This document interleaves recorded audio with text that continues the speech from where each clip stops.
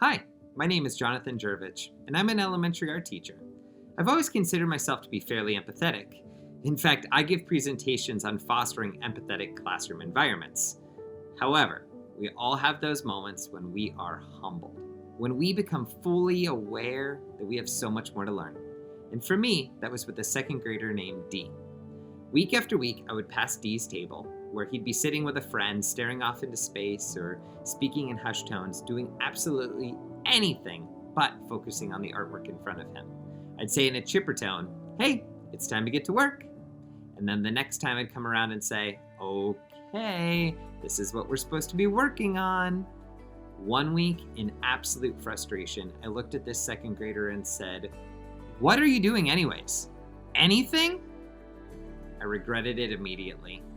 The words I used, the tone I used, hit Dee hard, and little tears began to well up in his eyes. What made it even worse is it was right at the end of their art time, so Dee and his classmates had gotten up, were lining up at the door, and then left. The next grade level came in, but I couldn't let it go. I kept thinking about my reaction and the way I had responded to Dee. And then I remembered these empathetic sentence starters from understood.org.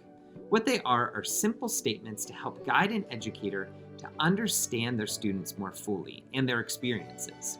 So at the end of the day, I walked down to Dee's classroom and I said, "Can you join me in the art room?" And you are not in trouble. I saw his little body relax. We walked down and sat down at a table, and I had my laptop open with the sentence starters on the screen so I could look back at them and stay on topic and focused.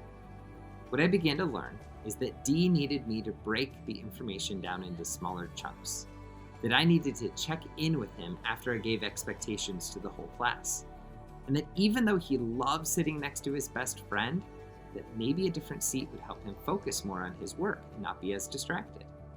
We were learning about each other as human beings, and I was learning about Dee as a learner. From that moment on, when he'd enter the art room, he'd give me a smile and a thumbs up, and I promised to hold up my end of the deal the best that I could.